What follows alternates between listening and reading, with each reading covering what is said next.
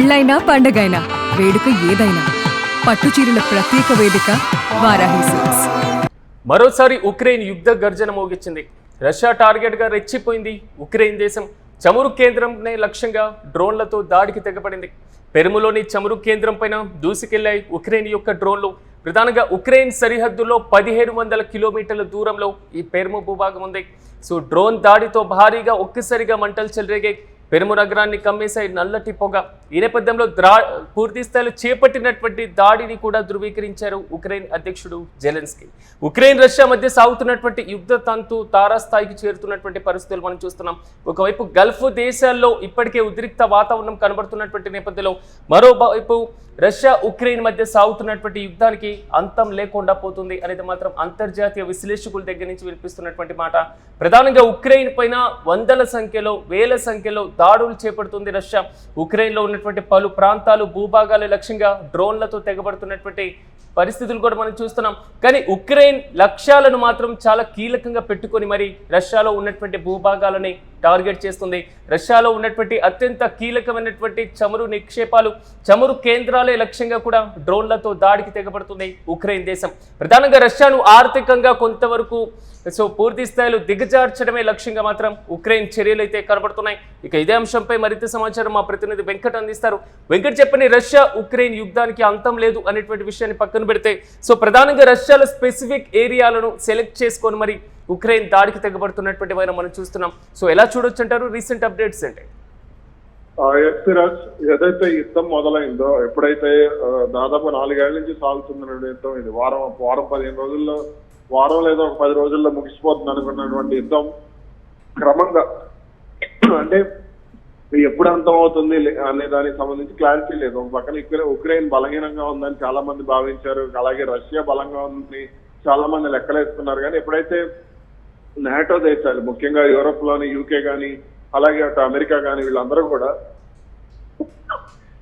Ukraine కి సహకారం అందిస్తున్నారో, ఆయుధ సహకారం కానీ లేదంటే మరికొన్ని రూపాల్లో ఉక్రెయిన్ కి సపోర్ట్ చేస్తున్నారు, అవన్నీ కూడా ఉక్రెయిన్ వాటిని క్షేత్రస్థాయిలో వాడుకునే విషయంలో సక్సెస్ అవుతోంది అనే విషయం అయితే మనం స్పష్టంగా చెప్పచ్చు. ఈ క్రమంలోనే ఇప్పుడు తాజాగా రష్యాలోని ఒక చమురు కేంద్రం మీద దాడికి దిగటం, అలాగే అక్కడ కూడా భారీ నష్టం చేసేటువంటి ప్రయత్నంతోనే, అంటే లాంగ్ రేంజ్ డ్రోన్లు, సాధారణంగా డ్రోన్లు అంటే ఇంకా ఒక 800-900 కిలోమీటర్లు వెళ్తా ఉంటాయి. కానీ ఇది మాత్రం 1500 కిలోమీటర్ల దూరం పైగా ప్రయాణించి 1700 కిలోమీటర్ల దూరంలో ఉన్నటువంటి చమురు క్షేత్రాన్ని ఢీకొట్టడం అంటే నిజంగా అది ఆషామాషి విషయం కాదు. కాబట్టి అంటే ఉక్రెయిన్ దగ్గర ఉన్నటువంటి డ్రోన్ సామర్థ్యం కూడా ఇప్పుడు రష్యాని భయపెడుతున్నటువంటి పరిస్థితి కనబడుతోంది. అయితే ఇక్కడ మనం ఒక విషయాన్ని గమనించాలి. రష్యాకు సంబంధించి రష్యా ఎప్పుడైతే ఇరాన్ కు ప్రత్యక్షంగా కానీ పరోక్షంగా కానీ అనేక రకాలుగా సపోర్ట్ చేస్తుందో, దానికి సంబంధించి రివెంజ్ మోడ్ లో అంటే అమెరికా కనబడుతోంది. అందుకని ఉక్రెయిన్ కు అత్యాధునిక ఆయుధాలను సరఫరా చేస్తోంది అనే విషయం అయితే స్పష్టంగా అర్థమవుతోంది. అలాగే ఇప్పుడు ఉక్రెయిన్ దగ్గర ఉన్నటువంటి డ్రోన్ సామర్థ్యం కనుక రష్యా దగ్గరికి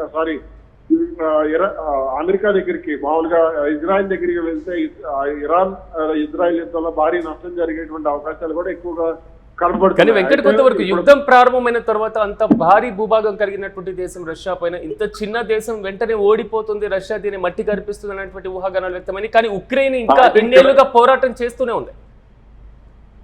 ఉక్రెయిన్ ఇప్పుడు ఒంటరిగా పోరాటం చేసేటువంటి సామర్థ్యం ఉక్రెయిన్ కి లేదు. ఎందుకంటే అది చాలా చిన్న దేశం, వాళ్ళ దగ్గర ఉన్నటువంటి సైనిక వనరులు కానీ ఆయుధ వనరులు కానీ ఇవన్నీ కూడా తక్కువ. కాబట్టి ఇక్కడ అమెరికా నుంచి సహకారం అందుతోంది, అలాగే నాటో దేశాల నుంచి సహకారం అందుతోంది.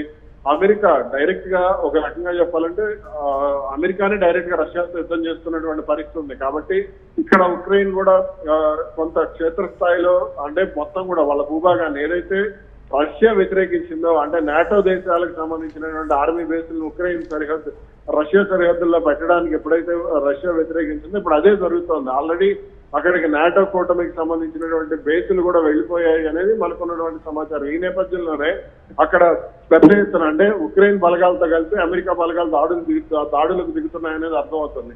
అలాగే ఇప్పుడు దీనికి రివెంజ్ ప్లాన్ లో కూడా రష్యా ఉంది. అలాగే దానికి సంబంధించి వాళ్ళు ఇప్పటికే పెద్ద ఎత్తున దాడులు కూడా ముమ్మరం చేశారు. ఇటు ఇరాన్ నుంచి వెళ్ళినటువంటి కామికోస్ అంటే సూసైడ్ డ్రోన్లు ఏవైతే ఉన్నాయో వాటి ద్వారా వాళ్ళు దాడులు తీవ్రతరం చేశారు. మిసైల్స్ ను కూడా ప్రయోగించేటువంటి ఆలోచనలో ఉన్నారు అనేది ప్రధానంగా వినపడుతున్నటువంటి సమాచారం.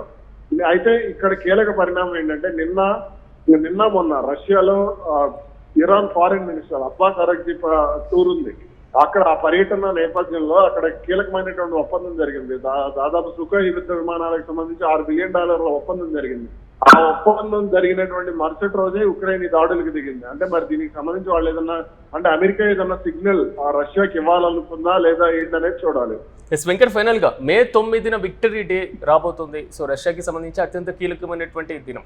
సో ఇలాంటి సందర్భంగా ఏమైనా ఇప్పటికైనా సీజ్ ఫైర్ లేదా యుద్ధ విరామం ప్రకటించేటువంటి అవకాశం, ఆలోచన చేసేటువంటి పరిస్థితులు ఏమైనా కనబడుతున్నాయి అనుకోవచ్చా? యుద్ధ విరామం జరగాలి అని అంటే అది ఖచ్చితంగా మామూలుగా ఇరువైపుల నుంచి ఉండాలి. ఈ స్థాయిలో డ్రోన్లు అంటే 1500 కిలోమీటర్ల రేంజ్ లో ఉన్నటువంటి డ్రోన్లను ప్రయోగించడం అనేది అది కొంత ఆశ్చర్యం కలిగించేటువంటి విషయం. అది కాల్పుల విరమణం ఒప్పందం దిశగా వెళ్తుంది అని అయితే అనుకోవడం లేదు. కాబట్టి మరిన్ని దాడులు అయితే జరిగేటువంటి సంకేతాలే కనబడుతున్నాయి. Right Venkat, thank you. మరోసారి ఉక్రెయిన్ యుద్ధ గర్జన మాత్రం తారాస్థాయికి చేరింది. రష్యా టార్గెట్ గా రెచ్చిపోయింది. ఉక్రెయిన్ దేశం చమురు కేంద్రం పైన లక్ష్యంగా చేసుకుని డ్రోన్లతో దాడికి తెగబడింది. ప్రధానంగా రష్యాలో ఉన్నటువంటి పెర్ములోని చమురు కేంద్రంపై దూసుకు వెళ్లాయి ఉక్రెయిన్ కి సంబంధించినటువంటి డ్రోన్లు. ఉక్రెయిన్ సరిహద్దు నుంచి 1500 కిలోమీటర్ల దూరంలో కూడా ఈ పెర్ము భూభాగం ఉంది. డ్రోన్ దాడిలతో మాత్రం భారీగా మంటలు ఎగిసిపడుతున్నటువంటి విజువల్స్ మనం చూస్తున్నాం. సో పెర్ము నగరాన్ని ఒక్కసారిగా నల్లటి పొగ కూడా కమ్మేసింది. దాడిని కూడా ఉక్రెయిన్ అధ్యక్షుడు జెలెన్స్కీ కూడా ధృవీకరించినటువంటి వైనం కనబడుతుంది.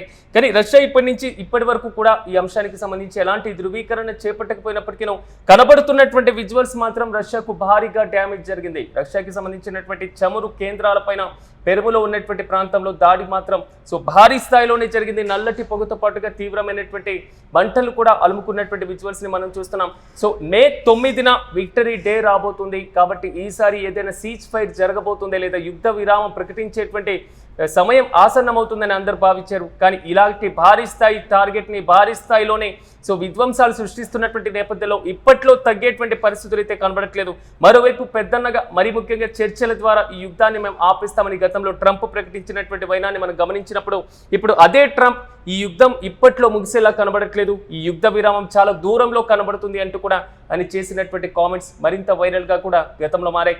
కానీ తాజాగా ఉక్రెయిన్ చేపట్టినటువంటి ఈ భారీ దాడి వెనుక రష్యా ఏ విధంగా స్పందించేటువంటి అవకాశాలు కనబడుతున్నాయి. ఇప్పటికీ కీలకమైనటువంటి ఉక్రెయిన్ ప్రాంతాలపైన దాడులు వరుసగా చేస్తున్నటువంటి వైన మనం చూస్తున్నాం. కానీ రష్యాలో ఉన్నటువంటి అత్యంత కీలకమైన చమురు మరి ముఖ్యంగా ఆర్థిక స్థావరాల లక్ష్యంగా పూర్తి స్థాయిలో ఉక్రెయిన్ కూడా ప్రతి దాడులు చేపడుతుంది.